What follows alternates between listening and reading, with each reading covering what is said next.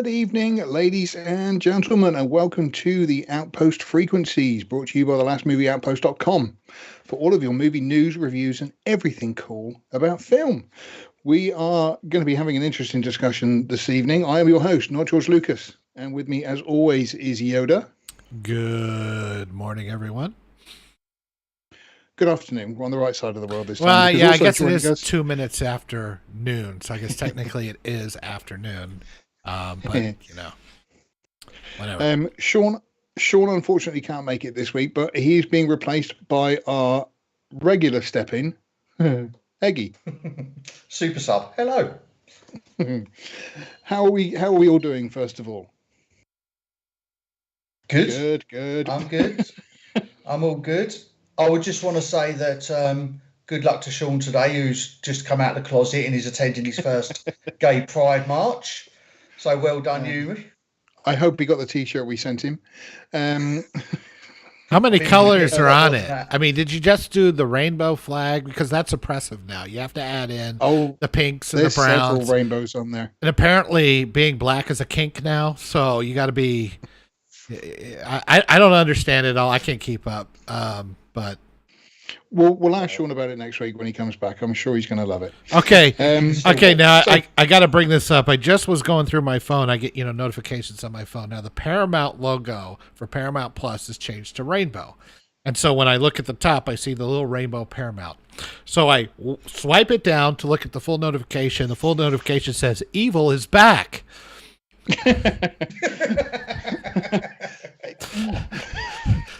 I'm not kidding, guys. This is not a joke. It actually said that. Now there's a show that they have called Evil, and it's what they're doing. But this is what I saw. Here's the rainbow logo with Paramount. Swipe it down, and the first 3 words are "Evil is back." Didn't think that through, guys. I'm disappointed. I'm disappointed with the whole Pride Month because I'm waiting for Lust Month, and it still hasn't come along yet. Well, there are a lot of deadly sins we have to get through here, man. So. I do like the fact that there's only 7 deadly sins with 12 months, so I'm going to do greed like on a number of months. Well, yeah, that would track. Greed would have the most months, wouldn't it? Exactly. Yeah, exactly. Mine. So no, I don't want February. I want March. I want March as well. Yeah. So let's talk about the news first of all. Now, one piece of news which was quite interesting this week was the successful re-release of Morbius in the cinemas. So what basically happened was the team at Sony thought that because a couple of memes went up of people saying how great Morbius was, which if they stopped to read them wasn't the case. So they thought, oh, there's memes going up and Morbius is trending. We should re-release it into the cinemas. And basically what happened is they released it into about 1,000 cinemas, and each of the cinemas made roughly about $270 each.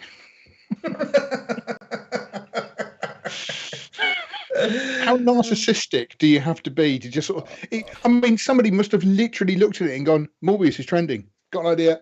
Right, let's get it back in the cinemas.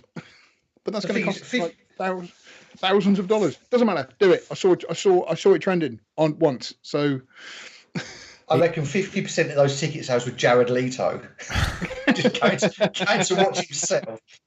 The incompetence is breathtaking. I mean, you've got to just be an amazing level of stupid, like a black belt in retard, to think that is a way to go. I don't know how you look at what's going on there and think, oh yeah, this makes sense. I mean, with it, yes, some things do trend and stuff. I mean, if you still go on Twitter, there are people who... And there are still people there that are sort of going about restore the Snyderverse and that kind of thing, which, there is a possibility that might happen. But I mean, just to see a few tweets and think to yourself, or a bit on social media and think to yourself, oh yeah, the film needs re-releasing. That's especially in the cinemas. Fine, put it back on your streaming platform or something, but not out to the cinemas again. Well, I know it's digital and everything, but they still have to pay to use those screens again somehow. Yeah. So, I mean, I don't think it covered the cost of re-releasing it. I can't imagine. It's like I say, it's a Yeah, I mean, if you saw the article that we put up, I did make a little video about it because it completely reminded me of the scene in Holy Grail where they're sort of going, "We That was found a witch, brilliant. make me burn her," and it was just kind of, "Oh, we saw a meme. Can we release thingy again?" And it just immediately stuck in my head as that's kind of how it panned out, because nobody in their right mind would have just released it on a whim, but apparently that's kind of what they did. Just shows you how out of touch they are with everything, doesn't it? They are dying to make Morbius a thing, and it's not going to be a thing. Yeah. No. I can't believe that you think that people in Hollywood are out of touch. My goodness. I know. Yeah. Don't steal my jokes. So we also had, I mean, this is not really news, but Nev Campbell is out of Scream 6. I mean, Scream 6, again, it's just, I've got a person that I know, I'm not going to say a friend anymore, but the person that I know, and he put up, there was also news that Joker may become a second one. There may be a second Joker. And he put up a tweet saying, Joker 2, the search for more money. And I didn't reply to him, but I wanted to say Scream 6, just dragging it out. Because, you know, he's actually looking forward to it. And I cannot get my head around why. I know he's a Nev Campbell fan, and I know he liked the first one, but the sixth one, it's just. I put down, it says, you know, when asked for Nev Campbell's reaction at not being in the sixth Scream movie, she said, "Oh, thank God." thank Christ. Oh, it was really worth firing that agent and getting a new one. Thank goodness. I don't have to do that crap anymore.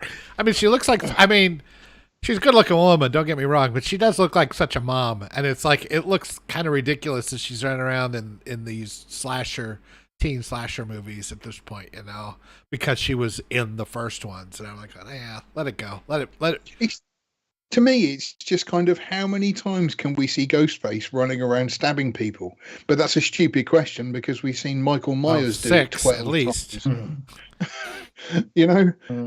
Well, isn't it funny that the original Scream was all about poking fun at the repetitiveness and the tropes and everything, and yet it's become the thing that it made fun of?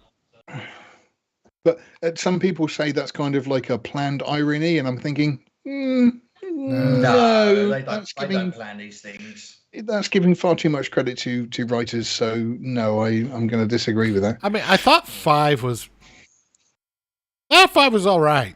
It was basically 1.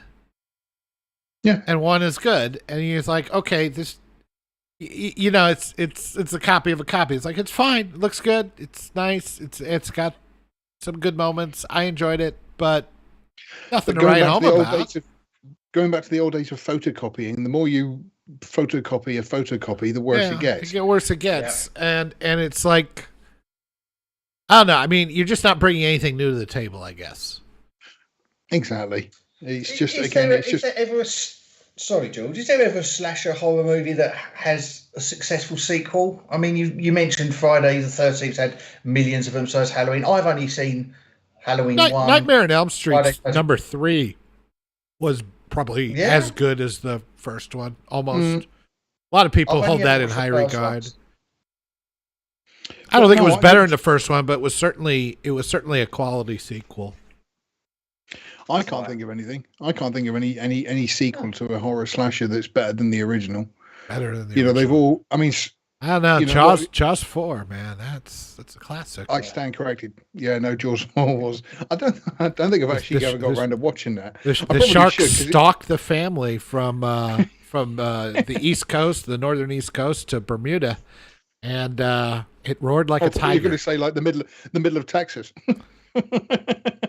Look, if it could have.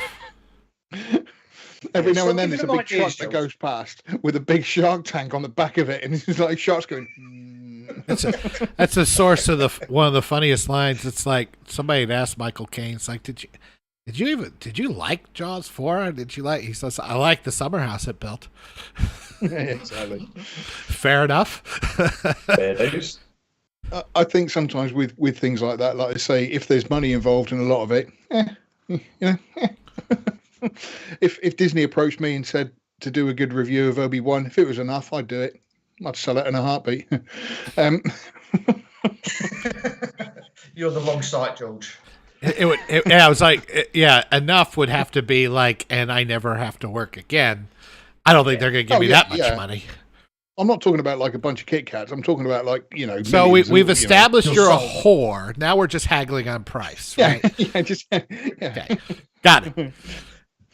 Now, something amazing did happen in the news this week. It wasn't really movie related, but it turns out that Johnny Depp won an argument against a woman, which, did cost him millions of dollars and several lawyers to do. But he won an argument, which gives us hope for all men. I'm not sure it does, actually, considering I don't have that kind of resources, so I don't think I'm ever going to win. It takes some of the pressure off them, put it that way. Did anyone watch any bits of the trial? Bits and pieces. I watched. I'll be honest. I watched Aussie Man reviews, watching bits of the trial. That's what I watched him taking a go at him. So that's what I mean. It's just to me, it's. I get it from a justice standpoint that believe all women is now dead and that kind of thing, because, it's got to be believe the truth, It can't be just automatically men, because I hear them saying, well, this is a setback for victims. It's like, are you saying that only women can be victims? It's like, we're all human, so we can all be pretty shitty to each other, regardless of gender, race, and all that kind of stuff. And, I think, though, that you guys watch my news, I assume. Yep. I think that I am absolutely correct that is the only thing I'll be remembered for is a turd. No, her name's Heard. You're mispronouncing that. I don't think I am. Heard. I don't think I am. Just the problem. It's kind of. I think we're going to come on and talk about this later. That basically, the problem in this world is that most people seem to do their dirty laundry in the press. Literally. Yeah. Literally in their case. I said I know you were mad that you missed this one, but I'm gonna use it anyway. She flushed her career down the toilet. Oh yeah. I enjoyed writing that article. I don't know what happened. The puns just. You were like, oh my god, it was right there. How did I miss that one? Yeah, I had to take out some British ones as well, because obviously the audience wouldn't have got most of them. So, but there were some classics in there. It was a good fun article to write, that one. But I got suckered in. I got suckered into the trial. Towards the last 2 or 3 days, closing arguments, I was like, this is actually quite good viewing. I'd obviously rather watch the Maxwell case unfolding, but this was good TV. Well, it's funny. Depp one was televised, one wasn't. Depp is a piece of shit, and I'm not. I'm not like going, "Hey, Depp is amazing" and all that kind of stuff. I heard the violence he called for when Trump was in office and things like that. He runs his mouth. He's just as bad. The only question for me was, did he hit her or not? It appeared that he did not, and was justice served? Because the justice being served equally is the important thing for all of us, right? That, Amber Heard did not get away with lying about domestic abuse. And that's the only thing that's important to me in this trial. The rest of it is just nonsense. Mm. But did you see that it was trending a couple of days back on Twitter that apparently, I think I wrote an article about her scenes being cut from Aquaman and her being replaced altogether. Apparently, they've actually put in an extra 10 minutes of her in Aquaman 2. Someone's leaked information from the test screening, and she had 10 minutes pre-trial, and now it's ramped up to 20. So now everyone's going boycott Aquaman 2. The problem is Warner Brothers, it's like the whole thing, and we can mention Ezra Miller at the same time here, because again, he's in more trouble. But how much money have they sunk into Aquaman 2 and The Flash? It could be in the region of $100 million, maybe more. If you've put that much money into something, you have got to scrape some of it back. They can't just scrap it. They can't scrap $100 million. No, but they could recast and reshoot Heard scenes, Mira scenes. They could do that. Look, if they could take Sonic and completely redo all the special effects and get rid of that that horrific monster Sonic and put in a Sonic that everybody liked. I mean, that was not cheap to do that. No. And they got it done, and it paid off. So I mean, I think they should take a lesson from that. Clearly, the public outcry right now is against Heard. She is not, everybody was for. I mean, if you look at the polls or whatever you want to look on, it's far more in favor of Depp than it was of Heard. I think she's, literally her career is done, and I think that they need to. I think it's worth the cost of getting a name actress in there, putting her in the Mira suit, and just reshooting those scenes with Momoa, paying him, and getting it done, because I think people would respond to that. And you know who's a good actor who could fill in for her? Johnny Depp. He really has to turn up that whole swishy sparrow thing, doesn't he? But no, I mean, that would be hilarious, actually. I would go see that. Yeah. That is the way they would make their money back. If they put Johnny Depp in replacement of Amber Heard, then that's that. I think if they recast her, I think they recast her. It's basically saying we're listening to the people, we're listening to the public sentiment, and people will appreciate that. And I think it's not quite the same as Sonic. Obviously, there was no criminal defamation. A trial went on with that, but it's still, I think it has some of the same earmarks of, you're listening to the people. If people don't like this, you're going to make the change. People will come back, because Aquaman on its own did quite well. So I think people want to see it, but I don't know. That's my guess. It's kind of weird that over here in the UK we've got lots of, I want to say, like game shows and stuff. There's stuff that's on, but most of the time now they don't have ordinary people. It's always kind of like a celebrity based one. It's always celebrities doing it. Yeah, but I always think to myself that they do that to save themselves the hassle of picking normies, no offense, Yoda, your normies who could come on screen and go on live TV and shout all kinds of stuff. If they've got somebody who knows the industry, like you say, some D-list celebrity, at least they can keep tabs on them. But it kind of seems now that Warner Brothers are in a situation where they can't even trust their own people. They've cast Ezra Miller in The Flash, and everybody's really excited to see it because Michael Keaton's back and everything else and blah blah blah. But yet, he just seems to go from one disaster to another. And with that movie, I mean, recasting it now, from what we understand, it would cost absolutely millions and millions of dollars to do. Yeah, it's a little bit different with a supporting. I mean, I guess they did it with Kevin Spacey in that one movie about John Paul Getty. Oh, yeah. Didn't he get replaced by Christopher Plummer? They got Christopher Plummer. Right, yeah. All the money in the world, yeah. I don't know. I mean, it's a crapshoot, right? You could spend the money and hopefully recoup your investment because you won't have the backlash. But it's possible that it's just too tainted and it won't matter. I think for a supporting cast member like Amber Heard, that's fine. For The Flash, you're pretty much reshooting the entire effing movie. Yeah. And I don't know if that's... I mean, you get some dude in a green screen and just insert him everywhere. I don't think it would work, so you're going to have to actually build sets and bring the actors back, and I just don't think that's going to be possible. So I think they're stuck with The Flash. I bet somebody I bet somebody at Warner Brothers has actually gone, do we need The Flash in the Flash movie? Wow. I mean, we got to Batman. That should be good enough. Yeah. Yeah. There's 100 million. They pumped 100 million into it. The film's already tainted before it even comes out. Then they've got to spend additional money on PR and marketing and the whole red carpet thing. I think they're going to cut their losses. This David Zaslav doesn't seem to be mucking about. I think they're just going to write it off. I think they're just going to, you know what? How did Ezra Miller become a thing? Like, all of a sudden, he's in Justice League. He's in Harry Potter. I'm like, well, maybe, but I mean, I'm like going... I mean, does he have some sort of it factor that I'm not seeing? What was his breakout role? With some people, it's the same with some people. It's like Amy Schumer. I cannot understand how she's making movies. Like I say, I don't. She's not making many now. Well, no, but she's still been the star of a few movies, and I just keep thinking, really, who thought she's quite funny. We should put her in a movie. I don't get it. I was reading some news today. Apparently, Ezra Miller and that girl, whatever she's called, Long Eyes or something, isn't it? They have actually officially gone missing now. Grief. Actually gone missing. So, I mean, you want to talk about...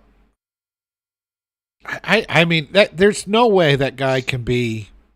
He must be like off his meds or something. I mean, there is a difference between being just a complete and utter narcissist and douchebag like Amber Heard, who's, I mean, I just think she's just a bad person. But Ezra Miller, I mean, his self-destruction seems to go layers beyond that. And I don't understand his what's going on in his head. I've always said it's a bit like what's his name, Justin Bieber, how he was discovered on YouTube and then this fame was thrust upon him.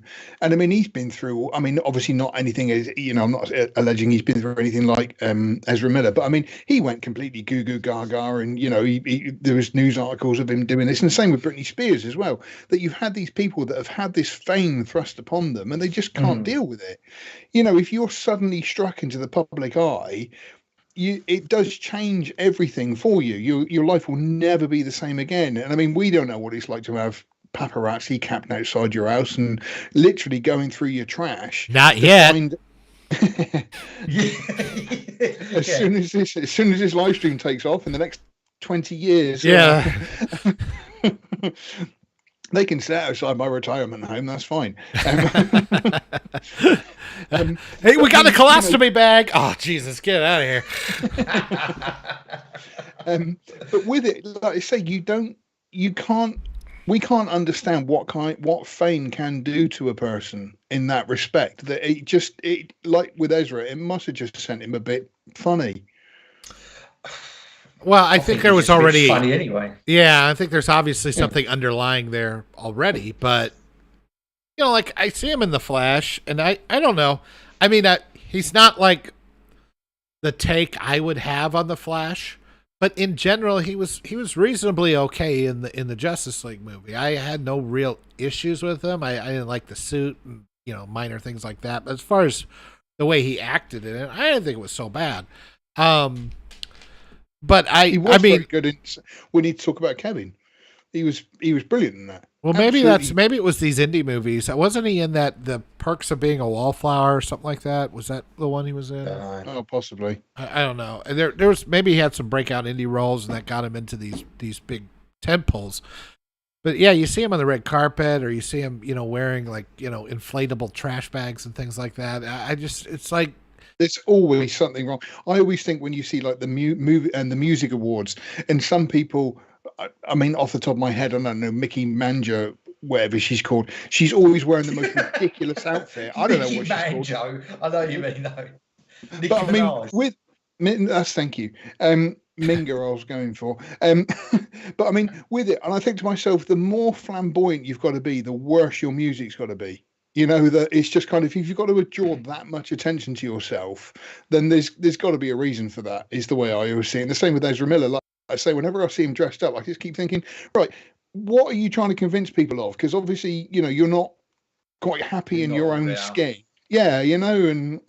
Well, I'll tell you the problem is they're spoiled and they're pampered. I mean, you obviously had the same thing with Shia LaBeouf a few years back, or several years back. He went completely off the problem is these people do what they want and they get away with it because people are terrified of getting sued if they give them a right-hander. I mean, let's be honest. If someone spat in your face, it'd have to be spoon-fed for the next couple of weeks because he wouldn't be able to eat. So he's spat in, 3 people? Miller spat in 3 people's faces by now. Well, I mean... he wouldn't be walking. He shouldn't be allowed to walk. He'd have his kneecap. You're right. It should be. And I think there is some truth to what you say. But then there's the flip side. It's like you could make a wrong tweet and your career is over forever, right? I mean, look how quickly Kevin Spacey's career died a horrible death.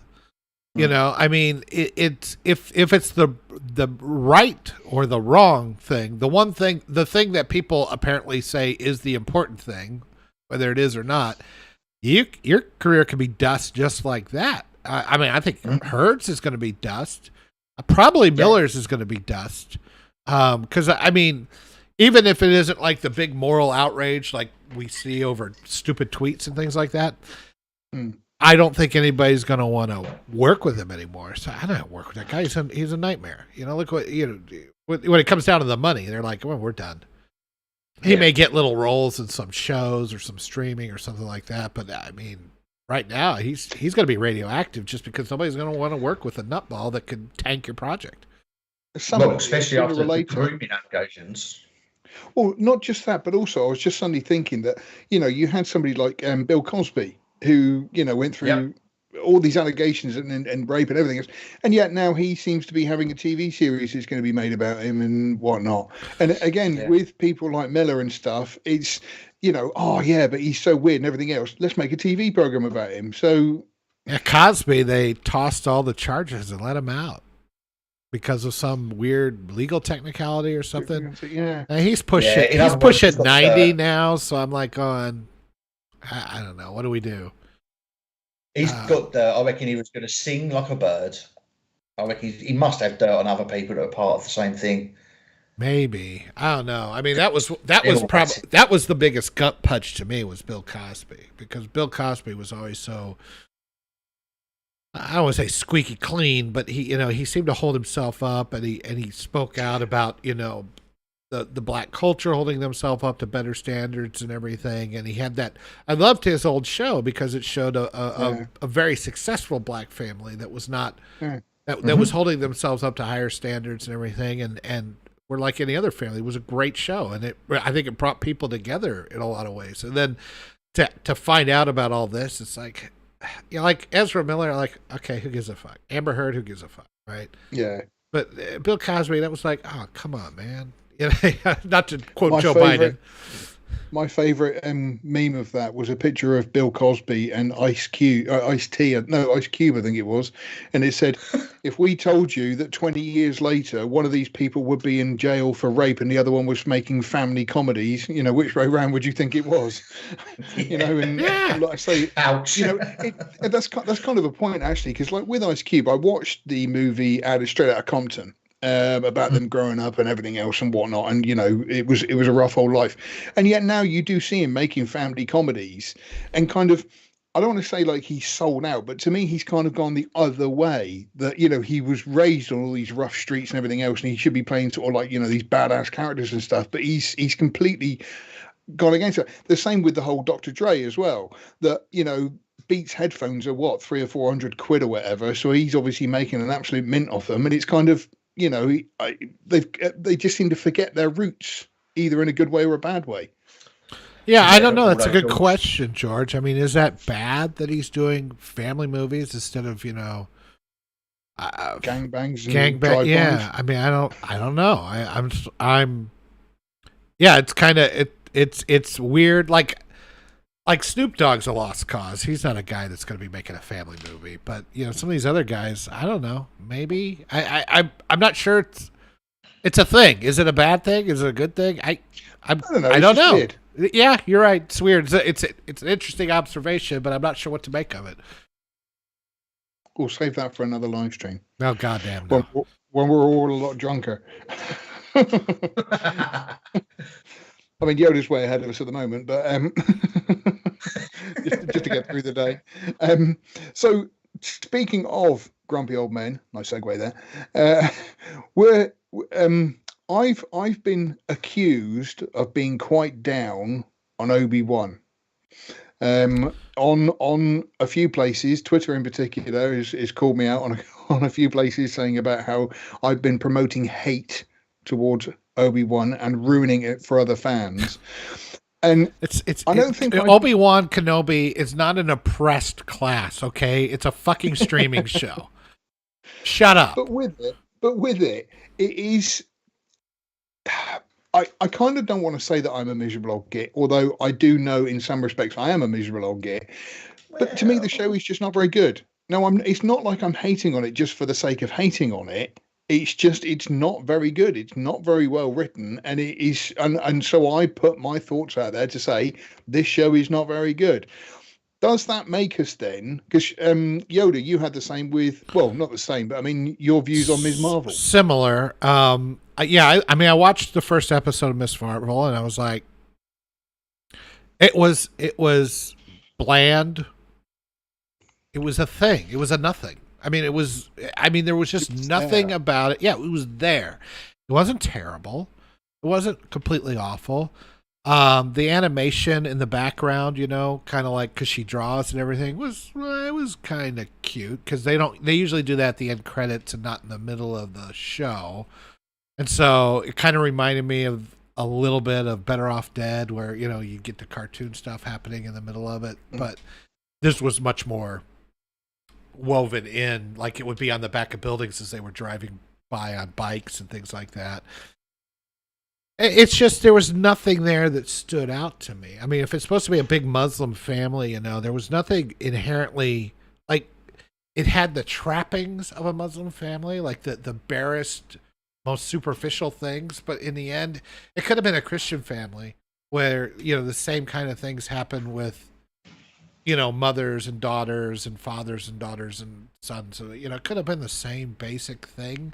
Whereas we know that Islamic families, there are some really stark differences that they could choose to address, but they don't.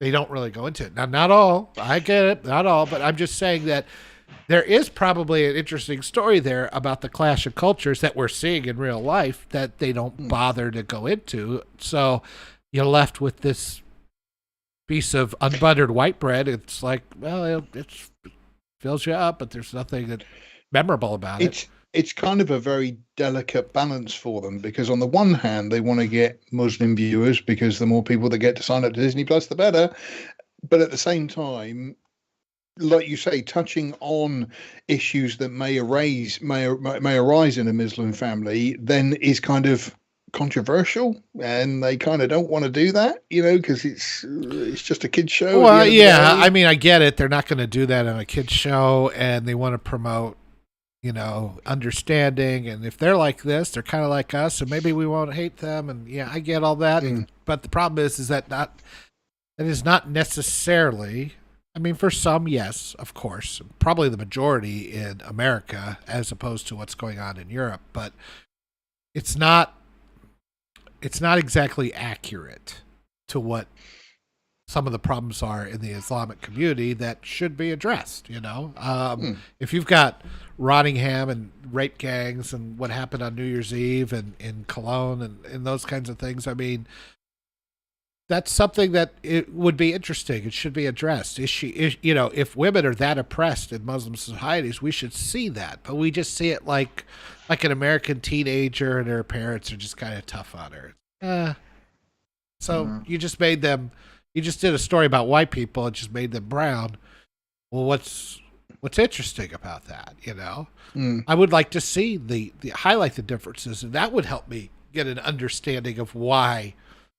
Some of the Islamics maybe go too far. They could address that. Maybe they have another family that is really too fundamentalist and is pulling her into things, and they're dangerous, where the good Muslims are trying to push against that. They want the freedom, and there are sects that which may happen, but well, yeah, it's episode 1. It is Disney, so I just don't see that happening. I see it being a light fluff. And okay, it's light and fluffy. That's fine. I mean, they did a lot with things like Hannah Montana and iCar, all that stuff that happened, and that's for kids. And you don't want to get too deep into this. Okay, I'm not. I guess I'm talking about this from my standpoint, because we were saying, why are we grumpy about everything? I'm talking about this. Is this made for me? Probably not. No. Yeah. So I was going to say, we are grumpy old men, but that show ain't made for us. No. I do like the fact that I try to watch each movie or TV show for the audience it was made. So, I mean, like this week, for some strange reason, we had an 80s week. And so I watched Labyrinth again with Jennifer Connelly, and then also Neverending Story, and then Weekend at Bernie's, which I haven't seen forever. But anyway, I mean, Labyrinth is a kid's movie. it was a kid fantasy movie. Now, obviously, I saw it when I was a kid. I had quite the crush on Jennifer Connelly when I was younger. But I mean, you still do, mate. If you see Maverick, oh man, no, she gets better with age. How does that happen? Oh, like a fine wine. Oh, man. But with it was kind of weird watching it, because I thought to myself, yeah, this is a kid's movie, but I'm enjoying it as a kid's movie. Same with Neverending Story. It's a kid's film, and I was enjoying it as a kid's film. I wasn't going in it with the mindset of, oh, this is going to be like a Serbian film. Oh man, I was really disappointed. And with a lot of these shows, like I say, that you like with Miss Marvel, I mean, it's got no interest to me, but I can kind of sort of see, like you say, it's not aimed for guys like us, and the younger female demographic between whatever age and whatever age seems to like it, which is fair enough. I'll tell you, I think the problem is, though, is, as Yoda said, they're not touching on the subjects of the Islamic faith. They're kind of making them like white people, but brown skin. They've not shown what the difference is between Christian families and Islamic families. So they're not marketing it. So the youngers who's watching, how old is it? 12, 13s, 14s? Yeah, maybe. They're not going to learn anything from that show. I will say, I mean, that's something I'm looking for. Is it appropriate if you're marketing to that age group to touch on some of those deeper issues? Maybe. I look at it as more of a missed opportunity, but that doesn't mean it's necessarily wrong or bad or terrible. It just, because it didn't do anything, to push the envelope like that, I just found it uninteresting. That doesn't mean that a 14-year-old won't find it interesting. Yeah, but if they're marketing that she's a female Muslim superhero, which is their big marketing piece, then at least start talking about. I haven't watched it. I'm not going to watch it, but at least start addressing what is so significant about being a female Muslim superhero. To be fair, it's only episode 1. I think they got 8, 10, whatever it is. So let's be fair about it and give it its chance, because maybe it will. We don't know. Let's come back then to Obi-Wan, because one thing that I did notice in this latest episode 4, which you haven't seen, it's spoilers and it's your own tough luck, and I'm not spoiling anything anyway, he's a load of crap, but just to get that out there. But I mean, spoilers, it's a load of crap. I don't think it's a spoiler really, but one thing that did get me about the show is the whole then Vader. Now they've built on Hayden Christensen returning, and it's like, hooray, Hayden's back. Remember Hayden? Everybody loves Hayden. Apparently there are 5 guys playing Vader. So there's a stunt double, there's a stand-in double, there's Hayden, there's another guy, and then there's James Earl Jones. All right. So the fact that it's Hayden is kind of the only times we've seen Hayden, we think, is in the back to tank, and it's kind of, is that him? But that's kind of it. Yeah. There was one where he thought, tank, isn't he? There was a moment where he saw him standing on a ridge or something. Yeah. So I have a feeling we're going to see some sort of flashback or some sort of force talking to each other, and he'll, because they're in the mind thing, he'll look like himself rather than looking like Vader. I don't know. But with the whole episode of Vader this week, I mean, they've kind of taken everything away from Obi-Wan. Now, I understand, yes, he's got PTSD. He's been living in the middle of nowhere. He's got his force powers have gone. He's been just looking over Luke, and he's been gutting whatever creature it was he was gutting. So I understand he's a bit crappy and not particularly very good. But now with Vader, he walks in on Reva, who is just literally let Obi-Wan walk off with Leia, which was just, I mean, that was so funny. It wasn't supposed to be, but it was. But then Vader comes in, force chokes her, and says, failure, I will not accept failure again. But he does, because it's like the second time he's let her down. And again, it's now just kind of taken everything away from Vader as well. Yeah, because he seems to be content that she's let him go, but he's got a tracker on the ship. It's like, the bloke was there. You literally had him there. And I mean, the premise and some of the setups were okay to good to me. Obi-Wan being a pro command doesn't bother me. I like it. As far as starting out and all that kind of stuff, because of what has happened. But his incompetence bothers me. And his, I mean, even as broken as he is, once he got going and tried to rescue Leia and everything, I mean, his inability to make a decision, and there's a difference between saying we're showing that he's lost some confidence or something, and just making boneheaded decisions like calling her Leia in front of the stormtroopers and things like that, and then some of the setups like that gate that you could easily walk around between two hills. You could walk around the hills, you know. I mean, the whole thing is bizarre. It's like, are you know, there? I guess it's like, okay, you had a halfway decent idea, and I'm guessing that the halfway decent idea was for the Kenobi movie, but now they have to take this Kenobi movie and they have to stretch it out to 8 episodes or whatever it's going to be. So now you got to put in this filler, these little moments to try to manufacture tension, and you are not paying attention to any of the details. So then you end up with this gate that everybody can walk around, and nobody, and you, or you know, these dumb moments, you're just shaking your head. But you say again there that you're trying to create tension. How can you create tension in a prequel where you know who's coming out of it and who's not? You know, there's no tension there. It's like the bit in the first episode where the Reaver threatens Owen, and you're thinking, well, he's going to be all right because I know he's all right. You know, I've seen him in episode 4; he's fine. You know, so there's it takes away a lot of that tension because you kind of know what's going to happen. It's the same with this unfolding of Reaver as they've been trying to promote it, and with it, you do think to yourself, at some point in time, I do figure she's going to die, although I don't think Disney are brave enough to kill off a black woman. But, you know, ultimately something happens to her, which means we never see her again because, you know, when it comes to A New Hope, nobody mentions her, you know. Sorry, George, there's rumours that she's getting her own spin-off show. Take it with a pinch of salt, but she ain't getting killed. I wonder what happened to all the Inquisitors. They all disappear at some point. I mean, I know some of them get killed in Rebels, but I was going to say she seems to have killed at least one of them off.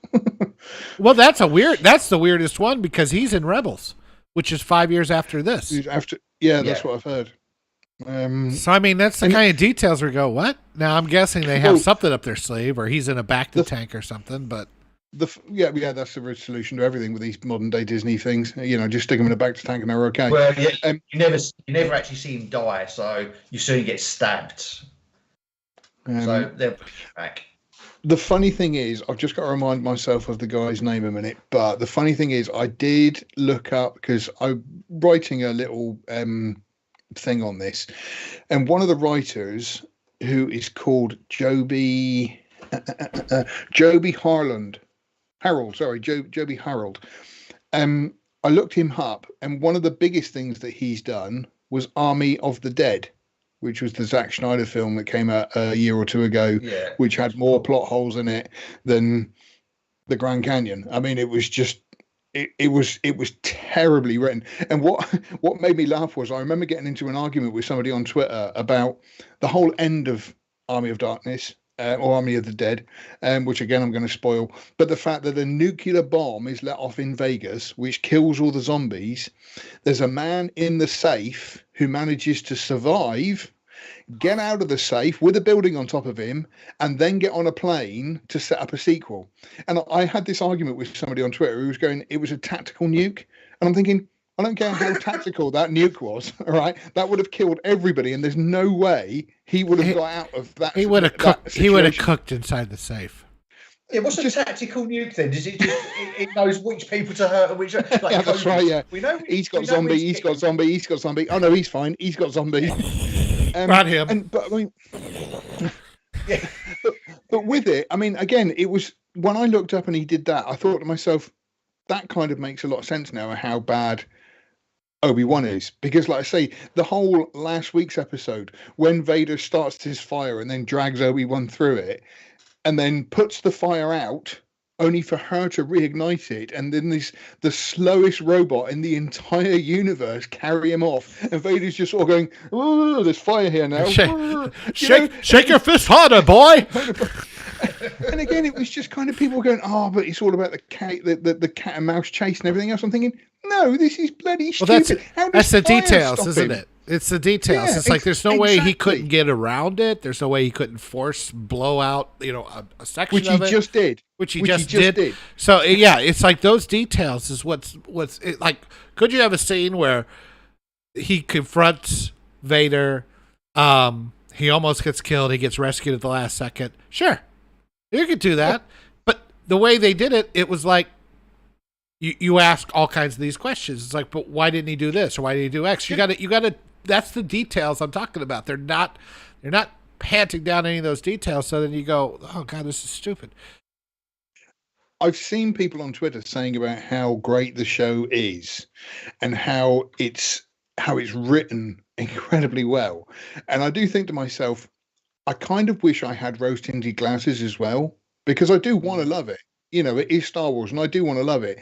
But just as a person with an IQ over room temperature, I can't do that, because it's like you say, if there's going to be massive plot holes, this isn't a fan film, remember. I completely understand. I've seen a few fan films which have been sort of quite well done, but there's massive and I'm thinking, that's a fan film, that's fine. If you're in charge of this billion-dollar franchise, you have to get the details absolutely right, and they haven't. Let me ask you, George, because I would say in your writing, and what I detected, basically a tone in your writing, that you're having a much more visceral, emotional reaction to it than I am.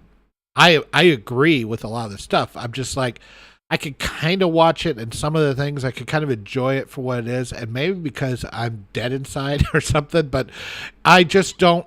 I'm like, I get it. I know what I'm going into. I know this is gonna have crap moments. But it doesn't seem to. I don't know why it doesn't. Because certainly Last Jedi made me angry. Star Trek is still making me angry, but this is not making me angry. And so, while I wouldn't give it an amazing score or anything, I wouldn't, defend it any more than. I completely agree on all your points. I'm just detecting more of an emotional tone, and I think that's maybe what's coming across and why you're getting some blowback, because emotions beget other emotions, right?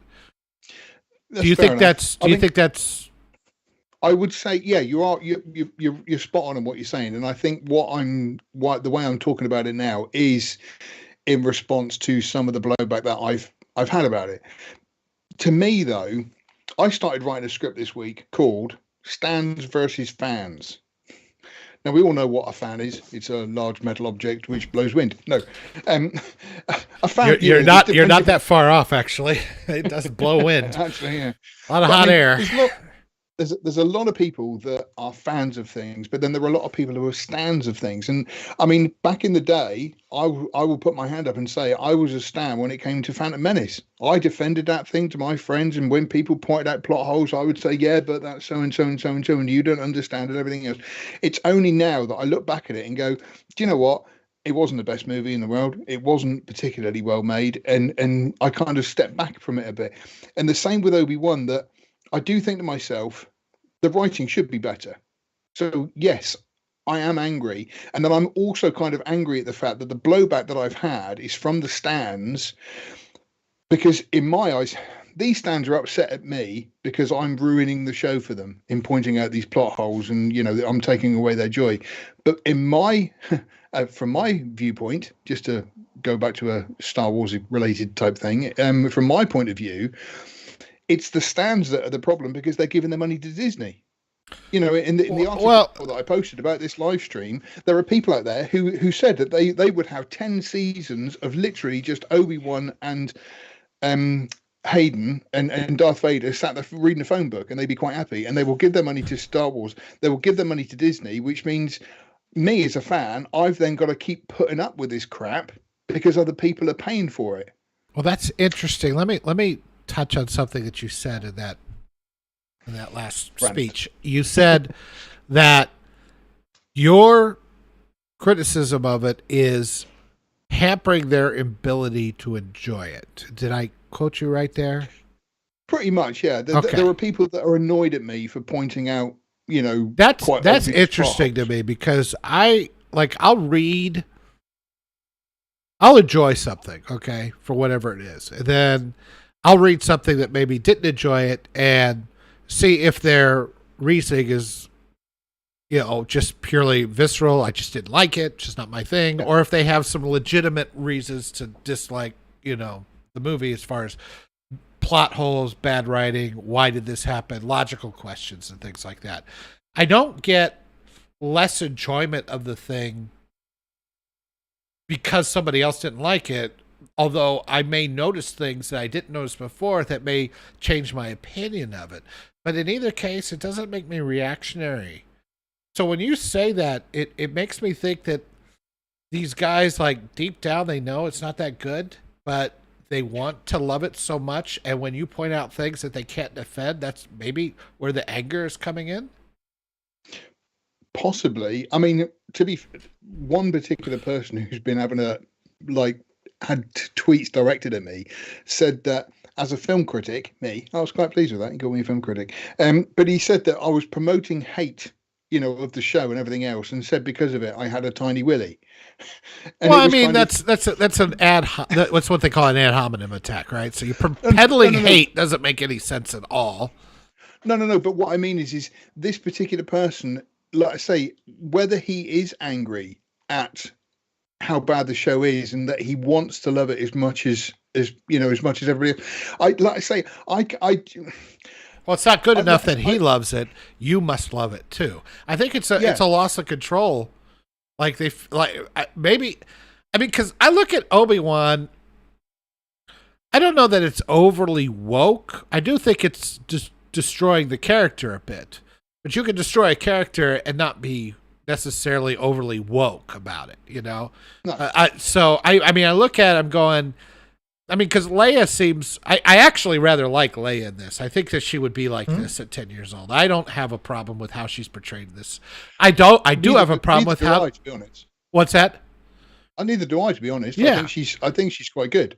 I do have a problem with the way Obi-Wan is being treated because he's bordering on incompetence. And that's the part I think is destroying the character. So, but I think they're translating this because we do promote ourselves as an anti-woke website to a certain extent, or at least we call it out on this channel. And I think sometimes that the immediate knee-jerk is if we criticize something and we don't like the way something is written, that we're automatically saying something political about it. And I think maybe that could be also some of the backlash that you're receiving. Yeah, possibly. I mean, like it's a simple solution, George. Oh, go on. Sorry, simple solution, mate. If he doesn't like your tweets, just tell him to don't read them. I do think to myself, it is weird, and I just think block me. That's what I do. I've seen several Stan accounts which Twitter keeps trying to promote to me. One of them recently sort of saying about how great the show was, and I'm thinking, thanks, Twitter. I'll block that person. I know you tried to sort of encourage me to be friends with them, but you're obviously not reading my tweets properly. But I mean, I like Leia as well. I think she is quite good. What I don't like you say, is the fact that how bad Obi-Wan has become, and the fact that Leia just seems to be leading him and saving him as opposed to the other way around. Yeah. And not only that, but also it's like with this whole Reva that they've given us Reva, and she's a great inquisitor and everything else. She can't even break the mind of a 10-year-old. Well, she is a Skywalker. She's Darth Vader's daughter. I kind of like, that's all right. That's fine. But I mean, my problem with Reva is, well, one, she's playing her very unlikable, and you could be. I mean, I get it. You're a villain, and you're not supposed to be likable, but there is the villains you love to hate kind of thing, and she's just kind of fingernails on a chalkboard. Now, the actress herself, I understand she's in a lot of stuff. She's very good in a lot of other stuff, and I think this is just. Some of this is probably the director pushing her to do, because when these actors, they do something, they'll do different takes and they'll come across differently, and then the director and the editor pick the take that they want, and they've obviously, I think, picked her to be as abrasive and cringy as possible. And then you, like you said, there's all these details, these little logical details during an action moment or whatever. It doesn't make any sense. So they're not doing this poor woman any favors. And then, of course, they immediately shield themselves as any criticism is because you're racist. So now I think half of the stands have got their woke radar up and are saying, oh, these are racists that don't like it. You're a bad person because you don't like Kenobi, which is ridiculous.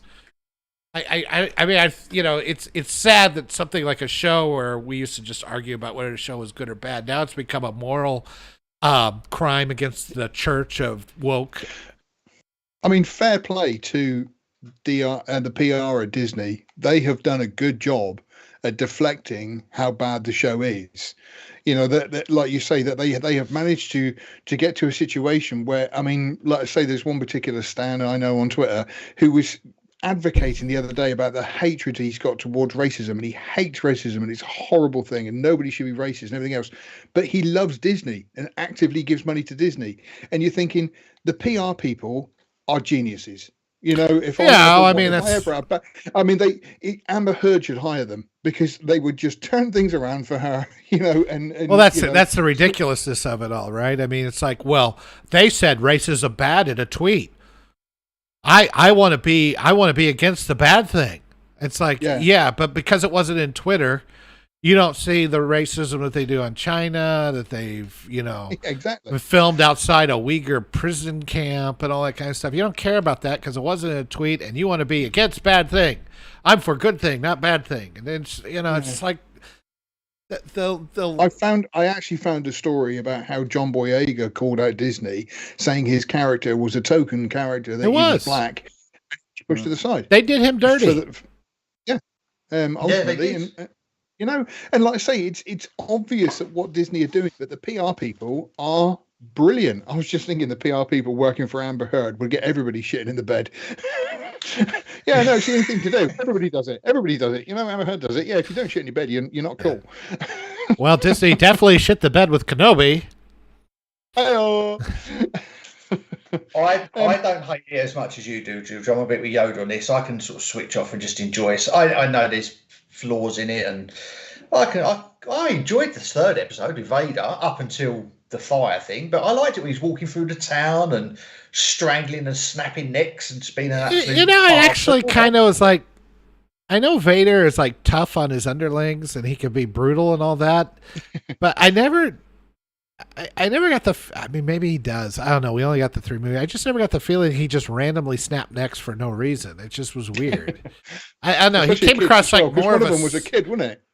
He always had purpose in what he did. This just felt like a psychopath, I never felt he was like Jason, Well, if there's 10 years, 10 years of anger that's been built up with obviously the state he is physically, and obviously he's found Obi-Wan Kenobi now and he's on the brink of getting him, I suppose you'd be like, well, there's nothing stopping me. I'm literally minutes away from seeking my revenge. And then that's where it all fell apart. I liked the idea he was toying with him and burning him. But like you said earlier, the escape got destroyed it. More flames, and it's just like, come on, use your brains. You had a really excellent episode, and then you completely you Amber Heard it. You shit the bed. Amber Heard it. She's a verb now. That was kind of the problem with the end of episode 4 as well. Like I say, the whole bit with Reva, he would have snapped her neck in a second. But he seemed to let her go and let her off and everything. And it coming back to the point you said earlier about building tension, the whole bit where they were going to torture Leia, and you're thinking, no, they're not. Of course they're not. She's a 10-year-old little girl. Of course they're not going to torture her. Disney? Obviously not. And so, again, it was... in my eyes, I was looking at it. Like, it's funny because you were saying about the whole continuity thing and just picking plot holes and stuff. I know, Eggy, you're a massive fan of Back to the Future. Now, don't get me wrong. I am a massive fan of Back to the Future, but... Who isn't, mate? Who isn't? But there are massive plot holes in that all the way through. If you actually think about it, that's a time travel problem in any time travel movie, but that's okay. No, but just there's always bits and pieces and stuff. But when I watch Back to the Future, I don't care about those plot holes because I am just being swept along with the story and having fun with Marty inventing the skateboard and all this kind of stuff. It's a great movie that you can just switch down. I don't want to say switch your brain off, but it's a summer blockbuster. You don't have to like overthink it. And maybe I am overthinking Obi-Wan a bit too much.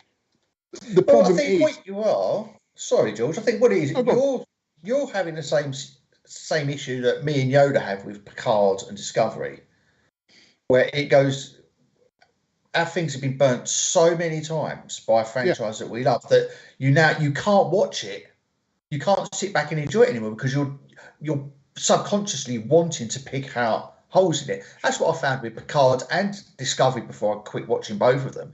That you're sitting there and you're like, this is just ridiculous. You can't detach yourself from it anymore. I'm having the same problems with Strange New Worlds. It's able to mask it a little bit because the episodes it's much more episodic than it's not having a season-long arc, so it's not crushing itself under its own weight. It can kind of reset every time. So it's better than any of the other shows, but it's still got major problems that I'm not good with. I've not seen this week's episode on that, but I'm enjoying Strange New Worlds. I don't just want to deviate quickly. I'm enjoying it because I'm trying. I know we're talking about cranky old men, but I'm trying to not fall into the trap of, because I hate Picard so much and because I hate Discovery, I want to enjoy, like I am with Obi-Wan, I want to enjoy it. So I'm trying to detach myself a little bit and just go, okay, that's crap. However, so they would say to us, like, you just hate everything that's new. They're like, it's generational. One, I don't think that's true. I love The Boys. I love Yellowstone. I know you've really picked up on Yellowstone, Aggie. Amazing. Not just Yellowstone, but I mean also recently Northman, Everything Everywhere All at Once. Everything, yeah. So I mean, there's been some new stuff which has been absolutely fantastic. Yeah. Well, no, I haven't seen Maverick yet, but do you know what? I am tempted. I don't want to, but I'm tempted to go and see it in the cinema just for the experience. It's worth it. I've heard. If you could see it in IMAX, we saw it Wednesday in IMAX just because on Thursday Jurassic Filth was coming in and taking over the cinema, and that's all I'm calling it now. I know. I mean, the last three movies. That's what I call them, Jurassic Filth, because it's garbage. But the experience in IMAX, I mean, when it flipped, because it did that where it's like, this, and then it goes like this, when it flips to full IMAX, and you could see the clarity come up, and you're in the plane. I mean, I was literally getting goosebumps. I was getting chills. I mean, it was that good as far as the experience and what you were seeing, because they're in the planes. You know this. Yeah. And you go, it was so much fun what they did, and yeah. There is a massive, I don't think it's a plot hole specifically, but a massive, I don't think this would work no matter how good you are moment at the end. I didn't give two fucks. I was all in. I was like, yep, I'm good. It's all good. The thing is that they end up in an F-14 fighting against 5th generation jets. A 40-year-old fighter would not have a stone's a snowball's chance in hell. Maverick, crank the handle and we'll get this thing going. It's almost that bad. It was pretty much that. It really was. Half of the shit didn't work in it, It's like there's no way they would have a chance in hell to do what they did. I didn't give a shit. I was like, yeah, I'm in. Maverick can do it. Yeah, you can. So, I mean, I don't think, my point is I don't think we're completely crusty and unwilling to let go of our we're willing to suspend our disbelief if we feel like they grab us in the emotion and all that. And I know that some of it's nostalgia for Maverick, but I just don't feel like it's a member berries thing. Yeah. That's the thing. I'd like to say that when I went with Hayden coming back, and I kept thinking to myself, if Hayden's going to be in the mask, how do you know it's Hayden? Because James Earl Jones doing the voice, so yeah. No, but he's not. It's AI. Some of it, it's they've. He's not sitting there reading lines and doing it. They're taking AI form. Well, I remember hearing him. I remember hearing him in Rogue One, and then I hear him in this. I was like, no way they didn't do something, because he sounds so much stronger and more like he did in the original. Because the guy's 87, whatever he is, 90 something. I don't know. I understand, Yeah, of course. But again, with Hayden, all I kept saying was, I remember, you remember Hayden? I remember Hayden. I remember Vader. And it was just like you say, it was member berries. That it's just that it's weird how people say that some Star Wars fans don't like new stuff. I love the Mando. Mando was brilliant. The end of Mando 2. Mando was great. And Mando season 2.5, the 2 episodes in Boba Fett. When Boba Fett exited his own show, that was pretty cool. But the rest of it was garbage. But you see, it's weird because they created a new show and the character worked really well. And you had Grogu and you had Mando and everybody loved them and it worked brilliantly. But then you bring back Boba Fett, for member berries. And that to me, it crushed. It really, I hated that show really because I loved Boba Fett so much. And to see him become this weak, old man was just, it was horrible to watch. And now they've done it to Obi-Wan. They're kind of doing it to Vader as well. They're making him into a bit of a pussy as well because he gave up on Reva and stuff. And it's kind of, no, if they actually created some new stories, it's like the whole thing with the Acolyte, that it was supposed to be set back in the old Republic and stuff. I would love to see that. But they keep sort of going, oh, no, we've got to do the whole nostalgia thing. And it's kind of, yeah, but you're doing this. You're not just doing the nostalgia thing. You're taking a character and then completely ruining him. Yeah, I know too much. Go ahead. I don't mind it too much. I understand he's got the PTSD, and you can see as the episodes are going on, he's getting the Force powers and that back in. I think you're going to get back to Is he having problems with the Force or not? Pardon? I don't understand that. Is he? It's like he seemed to be having problems with the Force until the glass, and then he was able to hold back the freaking ocean. I'm like, what? Is he having problems with the Force or not? I don't understand what's going on there. Isn't it a bit like? I imagine it being a bit like Tobey Maguire in Spider-Man 2, where his powers are coming and going. Well, they're not very clear about what's going on there. No. And that's another, again, attention to detail. I mean, I loved, it's like, well, you don't like new stuff. It's like, I love the MCU all the way through Endgame, for the most part. Yeah. I didn't like Captain Marvel very much, but, I mean, and there were some clunkers here and there, but most all of them were enjoyable. But now they're, is it because it's woke, or is it because they've just, creatively, they're just kind of getting exhausted? That's the thing. Hello, Maddink. He's on. Sean, unfortunately, is not with us today. Is that a Black Series one? Oh, is that a Black Series one? I don't know. My son bought. He's building a Boba Fett outfit. So he's bought himself this to go with it. That's nice. I bought a Black Series one, and do you know what? Yeah. It didn't bloody well fit my big, fat, stupid head. And I was so gutted. I sent it back. I was so gutted. This fits my head. It's even got the dent. It's got all the... Oh, yeah. It's got all the... How hard is it to see that thing? I don't know if I could do that. Could I do that? No, you can't do that. It's all right. No, a bit, I suppose, yeah. It's like sunglasses, I suppose. Yeah, look, there you go. Look, it's my fat head. Look, there you go. Okay. I'm dead, Johnny. And like I say, I loved Boba Fett, but the problem with it is like I say, they took the character and they just, it was horrible to watch. And like you say, it's the new stuff when it came out. I'd say Captain America is one of my most favorite movie characters of all time. I'd never heard of Captain America. There was a TV series or a movie back in like the 70s, wasn't there? Yeah, well, he rode a motorcycle and had a clear shield. And red and brown, maybe. I kind of remember that, but then the new Captain America, I love the character. He's brilliant, absolutely. And like I say, the whole, all of the Avengers have been an excellent set of movies, which I thoroughly enjoyed. So yeah, I do like new things, but like with Black Widow, I mean, whether you want to say that's woke or not, I don't know. But I mean, Black Widow was just it was a movie that didn't need to exist. And again, I want to say that I picked holes in it. It was just not a very well done film, though.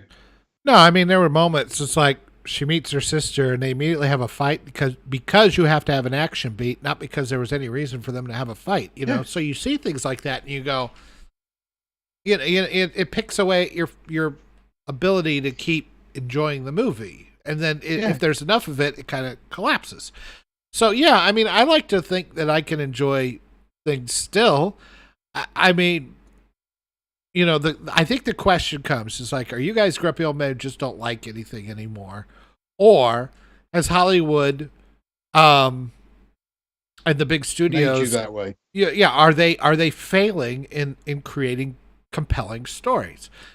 I think there might be some of both, and I'm looking at Ms. Marvel specifically because if Ms. Marvel had come out 10, 15 years ago, as is, I probably would have liked it a lot more. I probably would have enjoyed it a lot more. There comes a point, you know, I've been on this planet for half a century now, and I've watched a ton of movies, and you kind of start seeing, you know, the obvious tropes, you know, or the beats. It's like when I saw Dinner with America, I said, this is Beauty and the Beast, right?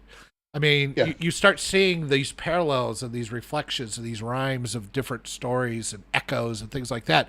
So I think there is some of that. I'm not going to lie. I mean, that's probably on me, but that doesn't mean that I can't be surprised and entertained. I go back to Everything Everywhere All at Once. The problem is I don't want to say that Hollywood has made us this way, but I mean, I've watched some older movies and nothing springs to my mind particularly at the moment, but I watched something the other day and there was a black guy in there, and again, I forget who it was and everything else. So I thought, token black guy. And it was like this was made in like 1977 or something. And I'm thinking, man, you know, my thinking has been so adjusted that when I see you're woke and you don't want to be. Yeah, you know, my brain is immediately going, oh, here we go, Hollywood's ducking, and you know, and it's just kind of, no, that's not the case. This was just back in the days when they were just making movies. There was no agenda to anything. No. Oh, Lando Calrissian. Would you watch Empire Strike Back now and go, oh, token black guy? No, you wouldn't, because we didn't think like that back in the day. No. This is what makes me laugh. They keep going on about, you know, grumpy old men and white men and racist. Well, hold on a minute. We grew up with a whole mix of different characters.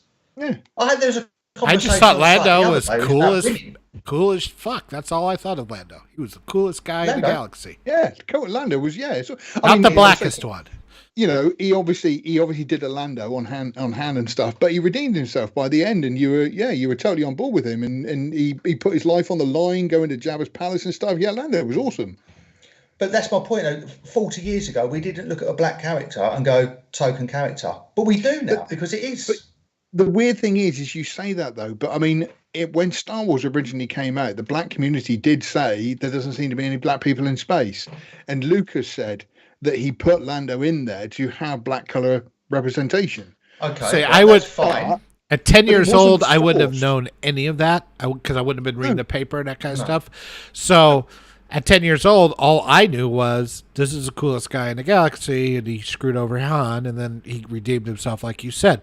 If that's what was going on, then I look at Ms. Marvel and I go, okay, so kids watching Ms. Marvel, do they know any of that, or do they just see, oh, this is a fun, interesting character with a different heritage, and they don't think of it, or is the woke, you know, that are they as tuned in and as screwed up as we are now?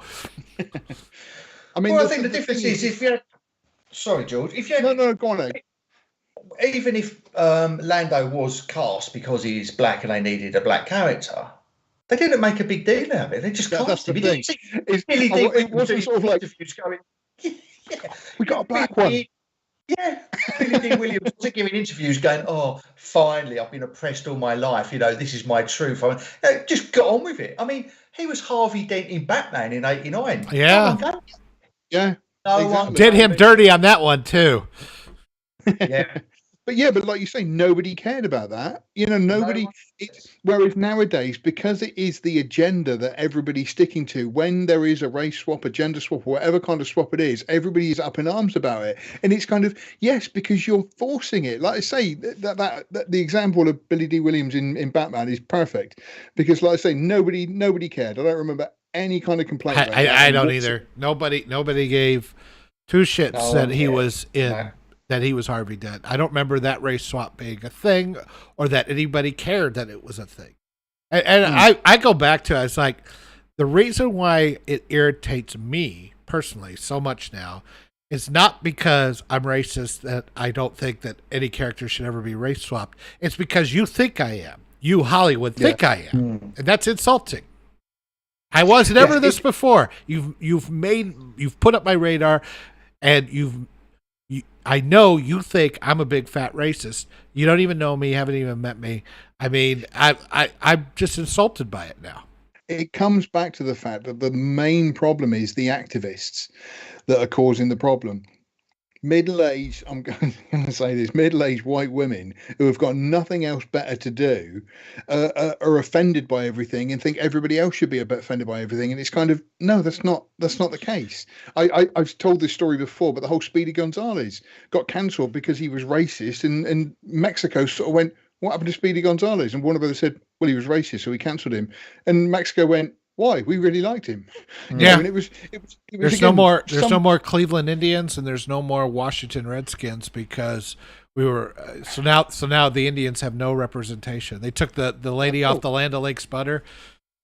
Another example of a white guy taking the Indians' land. Well, taking out the Indian, just leaving the land, yeah. But you know, they're brainwashed. Obviously, we just had the Queen's Jubilee, so we had a nice 4-day weekend, and there was like a music festival at my local park. So I'm there, we've got friends there, we've all got kids, the same teenage kids, and as we're walking, we've had a few beers and we're walking along, and one of my friend's daughters was there, and there was like a little group of them, and there was like 4 young lads, and they're all about 16, 17. And we went, all right, gay boys, how's it going? And one of the girls went, that's really offensive. What if one of them was gay? And we just turned around and went, they all are. And we walked off. But you see, the brainwashing in them. Yeah. The absolute brainwashing. They've got to be offended on behalf of somebody else. Yeah. Yeah. And the 4 lads were just like, all right, mate, all right, Russ, how's it going? You know, they didn't care, but this one girl got really uppity about it. Well, I mean, teenage boys, I remember back in the day, I mean, we told racist jokes to each other. We told the black guys told racist jokes to us. We were all friends. Yeah. It wasn't, I mean, it was horrible, but it was a way to kind of break boundaries, find the lines, things like that. There's no malice or anything in it. It's none. It's funny enough. I mean, we chat quite a lot on our little team chat stuff about articles and stuff, and we all rib each other. But it's just ribbing. It's just ribbing, yeah. And we did a lot of racial ribbing back then. It's like and some adult hearing us like, oh my God, these guys are one step away from putting on white hoods. It's like, no. It's like, if you see me now, I've adopted black children. So I mean, come on, it's ridiculous. It's not like that. It's like Ricky Gervais said, that he includes everybody so that they're just not excluded. That just kind of makes it worse. If you treated your black friends any differently and tiptoed around them and on eggshells and everything else, that's not including them then, is it? If you're just having a laugh and a joke and all your mates are having a laugh and a joke and everybody's laughing, then it's kind of, right, where's the harm in that? Because we're just including them. Let me tell you. So my daughter spent a semester up at the New York Conservatory of Performing Arts. She didn't like it, and she came back. She was in New York. The white kids, the very ultra-liberal white kids, came up to her, and the first thing they told her was, we support Black Lives Matter. We just want you. I mean, like, they made it like that. She's like, okay. Okay, thank you. She's like, I really don't that much, but okay. And then they never talked to her again. They never actually treated her like a human being and tried to be friends with her. They just put on their little virtue signal points, and then she was kind of lonely after that. I'm like going, that's awful. Yeah, I mean, she just wanted some friends to be able to talk to, and they just treated her like a token or whatever you want to call it, like a virtue signal badge. But that was about as far as it went. I was like, well, it's disgusting. That's not how you treat they can't handle. Well, they can't handle, they can't handle the fact that the ones that they're calling racist, like us, aren't racist. Well, racism is just the N-word for whites now. And when I say that, I mean, it's not like it's as offensive as the N-word as whites. I'm saying that leftists, Democrats, whoever, use it as the new pejorative. They also use the N-word and everything. You'll hear Antifa, these. Yeah. They'll use every, it's just a new one now they can use because they could be that more elitist and that separate out the bad whites from the good whites, which they didn't have that before. Now they have that. And racist is their word to do that. But they use it like another racial pejorative, like all the other racial pejoratives. And it's really sick. It's sick. Yeah, these people are morons. So going back to TV shows. Well, I mean, that's what all this is. I think a lot of this backlash that George is getting is about is the stupid political stuff because you can't separate it anymore. I wouldn't say it's a backlash. It's amusing, to be perfectly honest. And I genuinely think, I know this sounds horrible, but I genuinely think the person who's been naming these tweets as me might have learning disabilities, just because of other. Him, mate. No. I like having people like that in my life because it reminds me not to be a stan. And so, when I read some of his tweets, I do thinking to myself, oh man, I used to be like that. Oh, I'm glad I've grown out of it. Yeah, but you're giving him an audience. Just block him. Just block him. Just don't let him shout into a void. They hate it. They like the attention, so that's why they do it. Block him. You ain't got to worry about him anymore. Oh, I mean, I don't have a problem with us being a little introspective on something like this and talking about, are we doing the best job we can? Are we being authentic? Or are we letting our own emotions get the better of us in the opposite direction? It's easy to happen, and you got to kind of, it's good to have a check on yourself and say, look, like you can't just, you said it yourself, George, you watch a 70s show and you see a black guy, you think token, and you're checking yourself now because But we have to do that with new stuff as well. We can't just say woke every time because it's a bad show, right? Yeah. We gotta make sure that we're doing the work and we're looking at it for the merits of whether or not it's good or bad, and what reasons are they good and bad. It might be woke, but maybe it's not.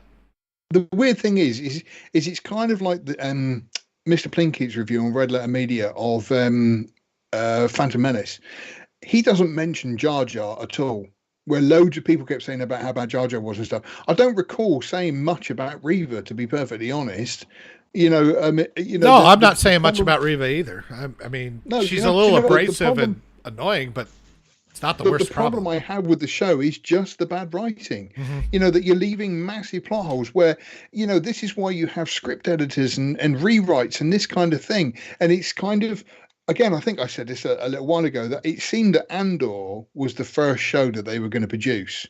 However long ago they sort of said it, that was kind of, it was Mandalorian, then Andor. And yet in between that, we've had the Book of Boba Fett and now Obi-Wan, which to me seemed rushed out. And it's the same principle with when Lucas was writing the Phantom Menace. I mean, like I say, the Phantom Menace, the plot holes are ridiculous.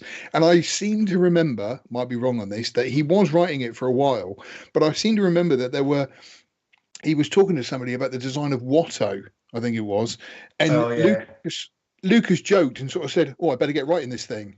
And again, it just seemed that it was rushed, and the producer should have said, George, this isn't good, mate. We need a couple of rewrites, need to maybe get some people in, all this kind of stuff. And even Lucas seemed to do it. And it's the same with these shows, that they just seem to just rush them out. And it's kind of like, well, there's, like you say, with the whole fence and everything else, and they could have walked around that. No, we haven't got time to fix it. I love they have the first screening.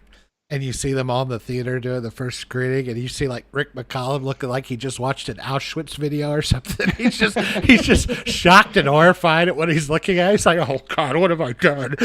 Yeah, exactly. And it's kind of, I mean, I've always said this, and I'll always come back to saying this: it's got to be about the story, and you've got to pay attention to the details. Unless you're making a movie like Back to the Future, which has got holes in it, but it's thoroughly entertaining. If you're doing something like Star Wars, which has always had, there are plot holes in Star Wars, but it's always been generally sort of very serious and very, very well done and very thought out and everything else, so that it all makes sense. Then why is it now these shows are just rushed out and don't make sense and have massive plot holes all the way through them? Well, I think because they're written by people that don't understand the franchise or the fans. That is true.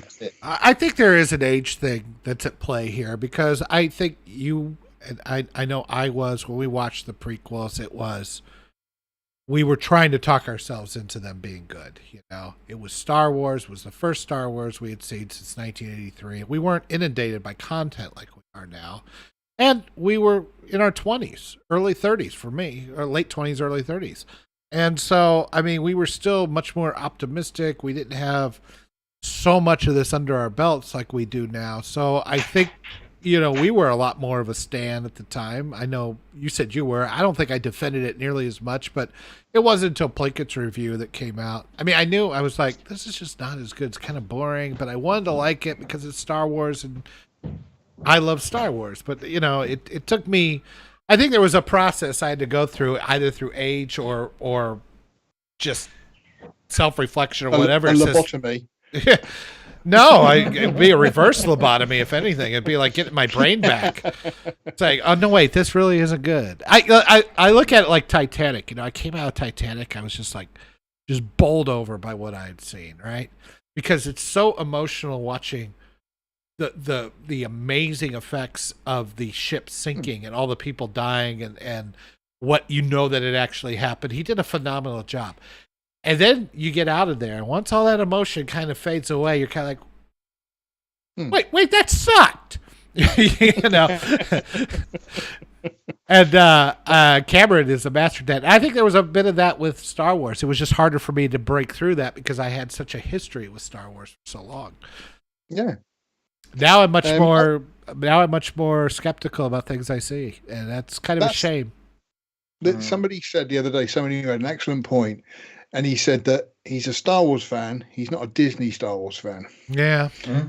And that's the thing. Exactly even the prequels, really. I mean, like I say, Attack of the Clones is terrible. The plot devices and story and stuff it's awful. Yeah, but switch it up and just enjoy it. Yeah, exactly. Yeah, it's still entertaining, and I'm still quite happy to watch them. And then Revenge of the Sith is kind of the best of the three, and I'm still quite happy to watch them. But I mean, The Force Awakens was the first Star Wars movie I never owned, and really? Rise of Skywalker, I think I watched twice, 3 times, I think maybe, and I can't return to it. I can't because. Well, I thought you were having a go because it wasn't enough. But I mean, I've tried watching it and I can't get through it because it's just so bad. It's just the writing. I think I've watched it 3 times, but one of them was for one of the podcast things we did with my buddy Floyd, and I forced him to watch all 3 of them. Just to get his reaction, which was, we got to Rise of Skywalker. We got to Rise of Skywalker, and I swear his brain just broke. He just started just double fisting beers and go, "What the hell is going on here?" It was. But again, there are stans out there who think the Rise of Skywalker is amazing. Nice crap. And like you say, I wish I had those rose tinted glasses, but I can't do it because it's awful. I actually in the theater, I remember this vividly, and I know I kind of made a thing of it in one of my video about the 2 trilogies, Star Wars and Star Trek. Oh, yeah. But when the camera pans up and there are so many ships from the rebellion there that I just laughed out. I literally laughed out loud. It's like, this isn't real. This is comical. This is like, like a Spaceballs kind of thing. Like when the ship is that long, it's so ridiculously long, right? Yeah. There's so many ships there. I just started laughing uncontrollably. People were looking at me. I'm like, this is supposed to be a grand moment, and I'm just laughing because it looks so silly. Horses riding on the Death Stars. Oh yeah, I was gone by that time. Yoda was in the car. I was sitting in a puddle of my own pee from laughing so hard. See, to me, that scene, it didn't make me laugh, but that scene, I've seen people saying about what a Star Wars moment there was. All I kept thinking about was how difficult it was, and I mentioned this in my How to Make a Star Wars film the other day, that how difficult it was to get to Exegol through that space wormhole thing, whatever that was. How did any of those ships get through? There was Corellian corvettes and medical frigates. Nonsense. The ships coming up out of the ground. Why are they coming up out of the ground? I don't know. They buried them first. I didn't get it.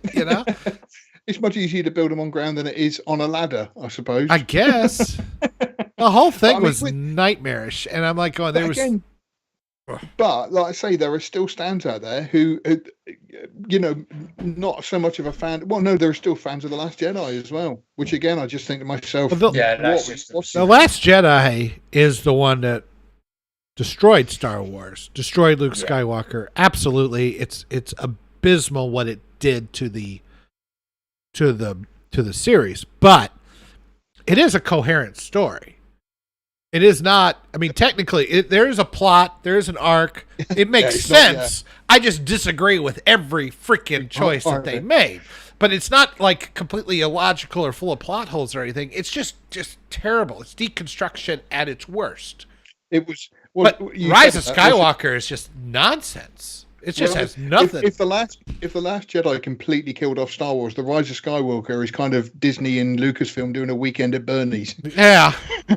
Just propping it up and waving and stuff. And isn't the Rise of Skywalker though just a result of how bad the Last Jedi was? I mean, yes. If the Last Jedi was one of Amber Heard's turds, then the Rise of Skywalker is someone trying to clean the sheets with a wet wipe. Yeah, you're absolutely right, because there's clearly some attempts to backtrack some things and do some different things with what was set up in Last Jedi, and they couldn't make any of it work. And this to me then comes back to Kathleen Kennedy as the producer, that if you're producing a trio of movies, you need an arc, you need a story, you need something that follows all the way through. And like I said, they did kind of set it up in The Force Awakens, which somebody on the website keeps saying, I love The Force Awakens. I don't, all right, but it's kind of the best of I enjoyed it. Yeah. If I've got to watch any of the sequels, it would be that one. But then whatever happened with The Last Jedi, there was just no plan, and it was just kind of, all right, we're going to do this, this, and this. We're going to kill off Phasma. We're going to kill off Snoke. We're going to do this, and it just none of it made sense. And then, like I say, as I said in my how-to video, they didn't need a director; they needed more of a scapegoat, so that people would point at JJ saying, "Oh, well, he's the one who ruined, the Rise of Skywalker." And it was like, I actually think JJ. It wasn't a brilliant job, but I mean, he did the best of the worst situation that he was in. Like you said, he was literally trying to clean Amber Heard's bed sheets with a toothpick. What's amazing is, like, I can't even watch The Force Awakens anymore. You're right; it is the best of the three. But now you watch it, you know where it all goes. It's like, this just everything's crap. Yeah. It actually made it worse, weirdly. Yeah. Mm-hmm.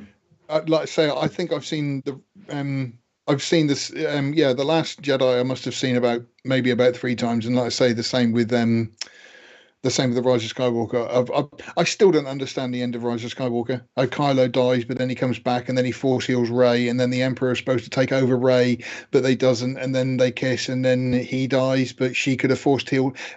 Just none of it makes any sense. I only saw Last Jedi once, Rise of Skywalker once. I will never watch them again. As far as I'm concerned, they don't even exist. And it's just horrible. The fact do you know what? Oh, go on. Sorry, people, they always go about, we only like the original trilogy because we're old and blah blah blah. Well, I liked the prequels because I've got 4 sons, as I've said before. So 2 of my sons, one's called Jake and one's called Hayden, after Jake Lloyd and Hayden Christensen. So I've gone full on Stan. No regrets. Don't tell me no what? No regrets. What's that? It's the guy with the tattoo that said no regrets. Oh, right. In fact, my 3rd son's called Ethan, and I wanted to call him Ewan after Ewan McGregor. I think the wife and then the fourth son, he finally won and called him Lord Vader. Yeah, he's now trans. He's called Leah. I'm glad she didn't call any of them Chewbacca. That's all I can say. Can I tell you a terrible story about this? I got a person who I knew. I'm not going to call him a friend. He actually called his son Kal-El. No, it's not. That's fine if you're middle name. But just, no, not his first name, Kal-El. And apparently he went to school with a kid called Lex as well, which was quite amusing. Oh, that's amazing. That is amazing. Little bald kid. Well, I mean, that's kind of the thing, isn't it? Leukemia. Look at how this stuff affects... Such an easy fight. Look at how this stuff affects normal people, how much it insinuates itself into the culture and how important it is to people. So I think that's what gets us so riled up, is because it's like cultural vandalism or something, some of this stuff. And that's if somebody went into the Mona Lisa and then cut it up and cut her head off and stuck it on a picture of something else, people would be upset about it. But people would be up in arms about it. But then, you know, what Disney have done with Star Wars is, like you say, is completely ruined it. And yet there are people out there who are still quite happy to defend Disney and give them money and let them carry on. So as a fan, I feel angry at the stands because the stands are the ones who are still giving them the money. I remember when I was the stands, they're just jumping on the bandwagon. They won't even. Do you know what? They won't even watch these films more than twice anyway. No. I genuinely do think they are Star Wars, but they just look at it through rose tinted. If it's got Star Wars written on it, it's brilliant. You know, like Caravan of Courage. I wonder how many of them are shills. Wait till they grow up. Yeah, wait till they grow up. When does it get out to our age? And they'll be like, will they be sitting there watching the sequels like with as much love we watch the originals? No. They'll probably be watching the originals. That's the funny thing is, I always think to myself, yes, I was a stan, but I grew out of it. Yeah. I remember growing up hearing about, this was before even the prequel trilogy, that, you know, because it said episode 4, 5, and 6. I think he retconned Star Wars into 4 early on, but he did an interview or something. I remember, I think my mom read it to me in a newspaper. It says that he had 9 chapters total. He was going to do the prequels at some point. Then there was a sequel trilogy after that. And I remember just wishing more than anything that those would get made. Well, be careful what you wish for. It's probably the moral of the story here. I was at the lucky enough to be, I think Stark from the website was there as well. In May of 2005, myself and a friend were at the Star Wars celebration where they had the premiere of 3, but it was the first time anywhere in the world they showed episode 4, 5, and 6, and then 1, 2, and 3. And at the beginning of the episode 3, we had Hayden Christensen come out, Palpatine, wonderful Rick McCallum, and George Lucas came out to the cinema to introduce the movie. And I remember everybody going 7, 8, 9, 7, 8, and 9. And Lucas said, no, he said it's the story's about Luke, so he's not going to do it. And it's kind of even Lucas thought to himself, no, do you know what? I've told the story now of little Luke. You know, the Skywalker saga for me is over because Anakin's died, and yet they just tried to carry it on. And I mean, again, it's like the end of Rise of Skywalker. The whole thing that people sort of say, remember that Rey is a Skywalker, but she's not. She's a Palpatine, and she's just taken the name. How can taking somebody's name just correct everything? Palpatine is one at the end of the day. All the Skywalkers are dead, and his bloodline is now taking the name. Brilliant. That's a great ending. He's not wrong. I mean, you know, there is a through line. I mean, we could discuss how good the prequels are, but you know, there is a through line for the Skywalker saga in 1, 2, and 3 that does lead into 4, 5, and 6. You can see, you know, this arc, and it feels correct and complete. 7, 8, 9 does feel like a tacked on epilogue with people you don't know about, you don't care about, have really nothing to do, and the ones that you do care about, they treat like shit. So, yeah, these. They were chapters that needed to be made. They needed to be made right after the prequels or before then, maybe in the 90s when they were still young enough. You know, should have done something like the Thrawn trilogy or something. That felt more like the 7, 8, 9. Yes. Oh, but I mean, you know, once they aged out, you should have just let it go. Well, I think aren't we supposed to be getting thrown in the Ahsoka show? Yeah, well, he was in Rebels, so he's now a part of canon, and I guess they're going to do an Ahsoka, but it's not going to be. Yeah, I wish they would do it. Just call it Legends. Say it's not canon or whatever. We just wanted to adapt the Thrawn trilogy as is and just make it happen. Do it as a CGI cartoon. That's fine. No, I can't watch them. If you do it, I mean, you don't have to do it like Clone Wars. You could do it like really good animation. I don't have a problem with that. I can't get into the cartoons either, George. I've tried, and like I said, I've got 4 sons. So if anyone's tried it, it's me. I've sat through and tried watching them. I just can't get into them. I like the Clone Wars a lot. I can hear my son up there moaning, groaning now because he says they're excellent. But well, he's right. I've heard they're good, but I'd like to say they're better than any of the live action shit that's come out in the last 6 years. But it's the beginning of each episode.